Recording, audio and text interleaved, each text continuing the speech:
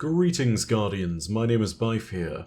It's a point that I love to keep nailing home as we head towards Lightfall and the final Shape expansions, but the new factions within the tower are starting to either work with us or even live in the last city, and they are going to make a difference. I do of course mean the Eliksni, the Cabal of Keitel's Ascendancy, and the Awoken of the Reef. It's clear that two sides to this conflict are forming, with the Vanguard and its allies on one side and the Witness and its allies on the other. The allies we're going to need to fight alongside are becoming more and more pronounced in our day-to-day operations as time progresses. Today we're going to explore yet more proof of this, and it's something that we're going to discuss today.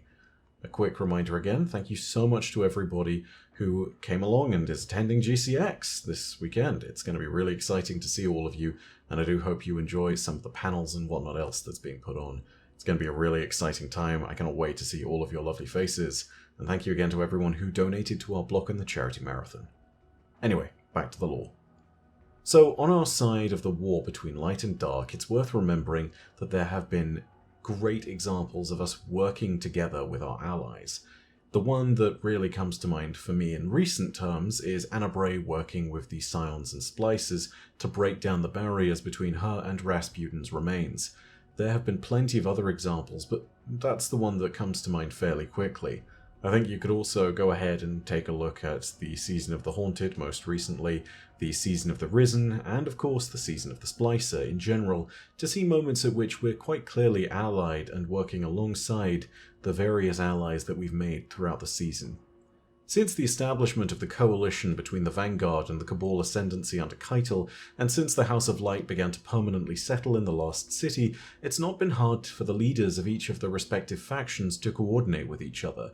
Whether that means Saint 14 assisting with Mithrax and the House of Light unloading a new shipment of supplies, or whether it's us working with the Scionoptices of Keitel's Ascendancy in order to establish the countermanding rituals that would be needed to stop the Risen Hive, the Hive Guardians.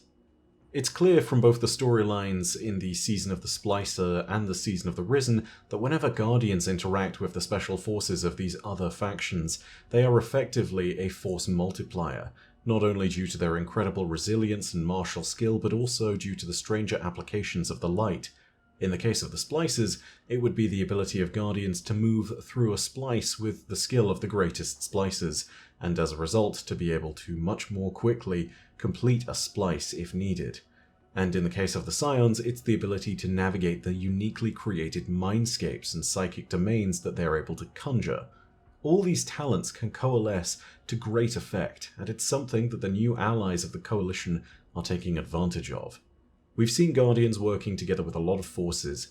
They're the cohesive glue that often pulls that stuff together, but we've never seen the Guardians commanding or taking part in a joint operation quite like the one we're about to see today. The operation is one that combined the special talents of all the various allies that can now be found working alongside the Vanguard, with the exception of the Awoken. Those talented individuals came from the Cabal Ascendancy, the House of Light, and the Guardians. For the first time, we're starting to see real cohesive proof of all the allies of the Sol system working together in a cohesive fighting force and a real alliance. It's exciting. The alliance exists. This is the rebellion against the Witness, the rebellion against the Empire in Destiny terms. This first example of this camaraderie is a joint operation with the Alliance of Sol's forces, the objective for which is a fairly simple one. Led by two Guardians, one Warlock and one Titan, a team with both Eliksni and Cabal elements would infiltrate the Leviathan. In total, the team, led by the Sunbreaker known as Siegfried and a Warlock Sunsinger, yes, you heard that right, Sunsinger, not Dawnblade, two Eliksni Splicers from the House of Light and 4 Cabal Legionaries from Keitel's Cabal Ascendancy, they'd all be working together. The team would work to gather intelligence on Callus and his operations upon the Leviathan. Of note is a moment when the group was forced to work together as they discovered one of Callus's robotic doubles. The moment is recorded in the seasonal Firefight Octa Rifle lore tab, and it reads as follows. Siegfried's feet touch down on a metal grate 10 fathoms deep into the Leviathan, where snaking tunnels split into many different directions. The room is large, empty, and dark. He cycles through night vision and thermal imaging on his helm, then looks up to his fire team. He can see the shimmering Eliksni camouflage distort the shapes of his 7 teammates as they descend the shaft above him on carbon weave line. He disables his own. In front of him sits a robotic construct in the likeness of Callus. It is twice his height, and the bare mechanisms of its internal workings creak with age. 4 legionaries, 2 Eliksni splicers, and a Praxic Sunsinger drop in behind Siegfried and deactivate their cloaks. The splicers get to work establishing a connection with the automaton, while the legionaries make a perimeter at their back. Siegfried stands with them. The warlock does not take their eyes from the automaton. "Splice formed." One of the Eliksni turns to the warlock and nods. The warlock steps forward. "Thieves skulking through my Leviathan?" The automaton bellows with Callus's voice and forcibly bats away a splicer with a metallic hand. They crash into the adjacent wall and crumple into unconsciousness. The second splicer leaps back and takes cover behind a legionary as the Praxic warlock unleashes a volley of celestial fire into the construct's face. In response, a steely fist bursts through the fire smoke and crushes the warlock into the floor. Siegfried turns toward the legionaries and shouts, "Contact!" The Cabal open fire with slug rifles. Munitions clang against the thick metal. The remaining splicer aims for the construct's exposed machinery with their arc pistol. Siegfried rushes forward, sliding to meet the automaton head-on. He ignites in solar flame and shoulder charges the construct into the chamber wall. He rolls under a retaliating fist and grabs the automaton's chassis, wrestling to spin its back to his fire team. The Sunsinger gasps, alive again. They grab the unconscious Eliksni and take a position amid the legionaries, shouting, "Concentrate fire!"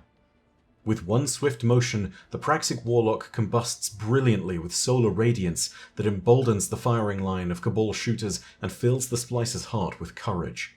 Heated slugs puncture and the arc pistol finds its mark, shorting out one of the automaton's exposed knees. Slug rifles shed the construct's face as it crashes to the ground and frenetically crawls toward them, tearing metal from the floor with each scraping motion. The Titan raises a hand and in a burst of fiery might summons a Devastator's Maul.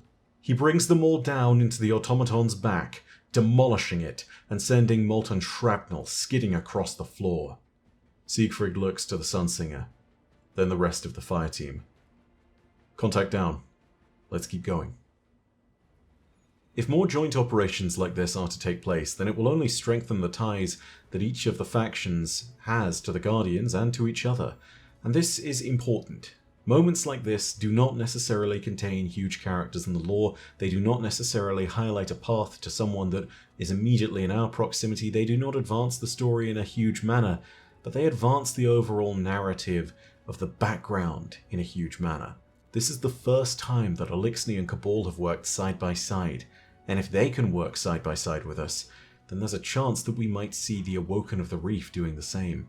Imagine for a second the possibility when you have Guardians leading Corsair and Eliksni fire teams in covert operations, or if you had, say, Tachyon and Eliksni in some kind of larger force being used for some kind of special operation that required more technical expertise, or an interface with some kind of hive or pyramid magic. Furthermore, imagine the power that one could gain from combining the skirmishing and marauding capabilities of the Eliksni with the Cabal, or simply the raw firepower that the Cabal could have if augmented by the magics of the Tachyons and Awoken technology. This is something that truly is possible, and I think it's all happening now because the Vanguard and the Guardians are acting as a spigot. They are the thing that connects everyone, and as long as we stay strong and are able to pull this coalition together, this might not be the first time that we see more major players like this in cohesive operations together. This is truly a turning point. It is important because this is the moment at which we have now started to see the proof of what we all suspected might happen. A cohesive coalition between the forces of Sol. A union to stand against darkness, even as it would snuff them out against the dying light of the universe. It's unclear if this is truly the first joint operation between the Eliksni, the Cabal, and Guardian forces, but it does seem clear that this will not be the last. Thank you so much for watching. If you enjoyed this video and want to see more lore content, remember you can hit subscribe and the bell next to subscribe to turn on those email notifications. If you enjoyed it, of course, you can also leave a like, and let me know your own thoughts down below in the comments section. Of course, know that as per usual, your viewership is quite enough for me, and that in the meantime, my name is Byf. Per audacia ad astra. I'll see you, Starside.